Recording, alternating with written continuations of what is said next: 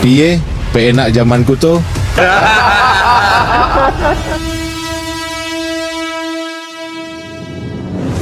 Kita ke kabar lainnya pemirsa, dalam upacara peringatan Hari Pahlawan di Istana Negara, Presiden Prabowo Subianto menganugerahkan gelar Pahlawan Nasional kepada 10 tokoh yang dinilai memiliki jasa luar biasa bagi bangsa dan negara. Salah satunya adalah Presiden kedua Republik Indonesia Soeharto dan Presiden keempat Republik Indonesia Abdurrahman Wahid atau Gus Dur. Ibu, aku lapar. Sampai kapan kita mau impor beras ke negara lain? Lahan di Indonesia itu sangat luas.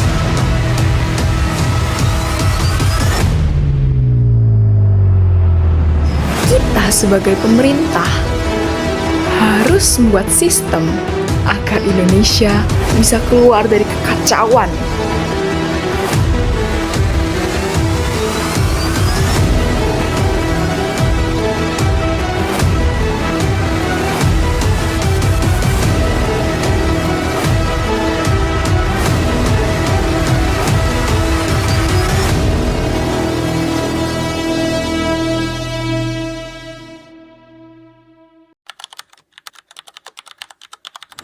Hai, namaku Kirana, dan aku adalah pekerja seni.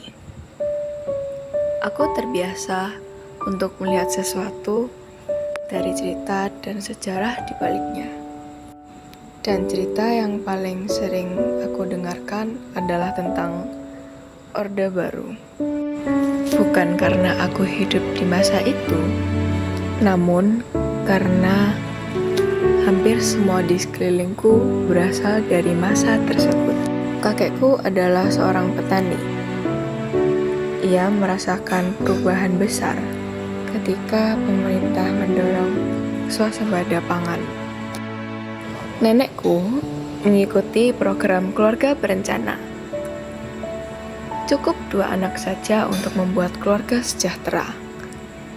Dan ia merasa bahwa dari program ini, terciptalah keluarga yang terencana, bukan hanya untuk sekedar bertahan hidup.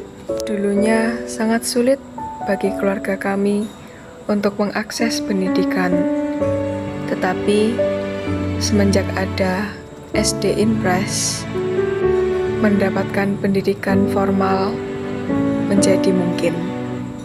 Semua itu seringkali disebut dengan keberhasilan pembangunan karena bisa dirasakan dimanapun, dari rumah, sekolah, hingga sawah keluarga. Dan aku tumbuh dari hasil kebijakan itu. Tetapi aku juga tumbuh di zaman di mana masa itu hanya tinggal sebagai sejarah. Dan itu nyata.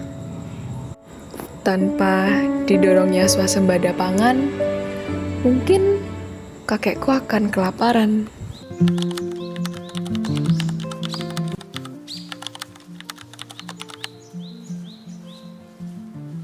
Wah, aku harus dikasih tahu Pak RT ini, pupuk yang dia berikan sangat manjur. Pak RT! Oh ya Pak. Jadi ini Pak, hasil panen kita. Panen kita jadi lebih bagus semenjak Bapak beri biji baru kepada kami. Oh ya, syukurlah, baik-baik. Jika hasil panen meningkat, maka kesejahteraan warga juga semakin meningkat dong. Berarti kita tidak usah bergantung pada daerah lain untuk memenuhi kebutuhan pokok kita. Oh iya, emang benar. Itulah tujuan dari program pemerintah untuk mencapai swasembada pangan. Swasembada pangan? Apa itu Pak? Jadi swasembada pangan itu untuk menghadirkan makanan yang layak untuk kita dengan memberikan kita pupuk dan benih yang layak. Kalau warga ikut berpartisipasi, maka hasil kerja keras pemerintah akan terasa. Tapi benar sih, hasil perkebunan keluarga saya juga semakin meningkat semenjak dikasih pupuk oleh Pak RT. Setuju. Ya, syukurlah. Bagus.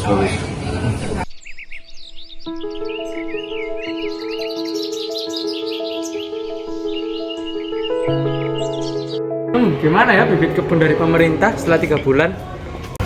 Wah, banget ya ini kebunnya. Hebat sekali ya. Jauh semua tanaman ini. Ini saja, ini semuanya sudah sehat-sehat. Ya. Cabai-cabai hijau sudah pada tumbuh di sini. Keren juga ya bibitnya. Cabainya sudah pada tumbuh. Lalu terongnya juga di sini sudah pada mulai tumbuh.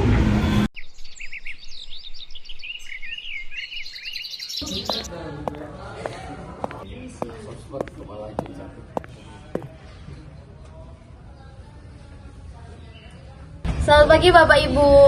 Pagi Bu. Jadi saya dari program Keluarga Berencana. Nah, tujuan kami ini sederhana Bapak Ibu, yaitu keluarga sehat dan juga masa depan lebih terencana. Nah, sebelum itu saya akan membagikan poster terlebih dahulu ya. Terima kasih. Permisi Bu.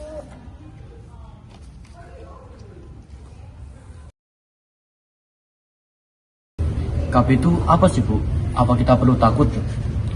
Nggak perlu kok Pak, karena program dari KB ini sangat baik, yaitu tujuannya supaya anak-anak dapat bersekolah dengan baik dan juga supaya kesehatan ibu dapat tetap terjaga. Kalau anaknya sedikit, apa bisa hidupnya lebih teratur? Aku dengar banyak keluarga sekarang yang menggunakan program KB. Nah betul itu, jadi KB itu bukan paksaan, tetapi pilihan untuk masa depan keluarga. Jadi peraturannya sekarang lebih sederhana Bapak Ibu, yaitu 2 anak aja cukup, walaupun itu mau laki-laki atau perempuan, yang penting sama-sama sehat. Tetapi kalau dua-duanya perempuan bagaimana Bu? Masa harus mengulang nyoba lagi siapa yang dapat laki-laki? Gak perlu Ibu, karena walaupun kita punya anak perempuan, anak kita juga bisa sukses. Tapi benar sih Bu, daripada uang kita habis untuk membiayai makan anak-anak kita, bingung lagi. Tapi aman nggak sih Bu? Saya dengar pakai BKB atau spiral itu malah menimbulkan banyak penyakit. Betul. Itu cuma kabar burung ya Bapak Ibu, karena nanti di posyandu kita bakal dicek sama bidan-bidan. Nah nanti bakal dicocokin mana obat yang sesuai dengan badan ibu-ibu. Iya, saya besok mau daftarin anak saya biar besarnya jadi sarjana sih. Amin. Amin.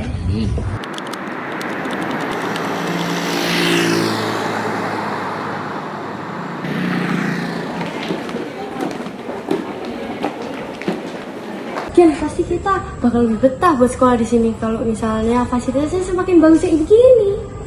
Iya sih. Kalau di sekolah baru ini kayaknya kita bakal bisa dapetin pendidikan yang lebih layak dari sebelumnya. Iya Kian, ayo kita segera masuk kelas. Takutnya guru sudah datang. Ayo.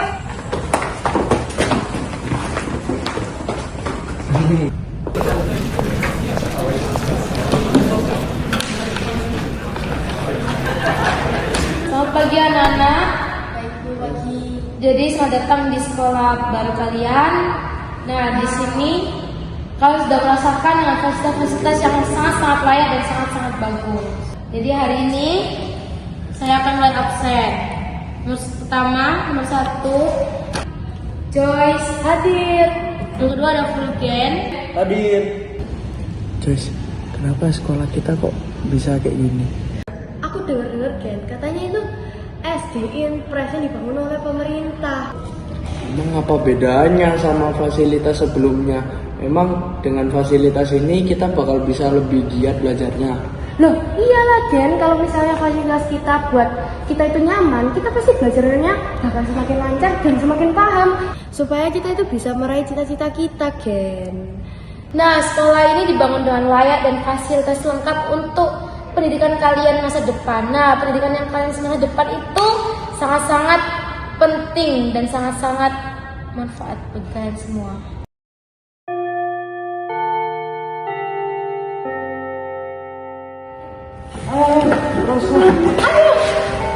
Sekian dari saya, terima kasih.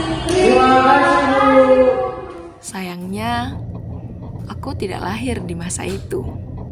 Kalau dulu mereka membangun negeri ini dengan cangkul, papan tulis, dan program negara, maka hari ini tugasku adalah satu: memastikan kemajuan itu tidak berhenti di generasi mereka. Jejak Pembangunan Surabaya 2026.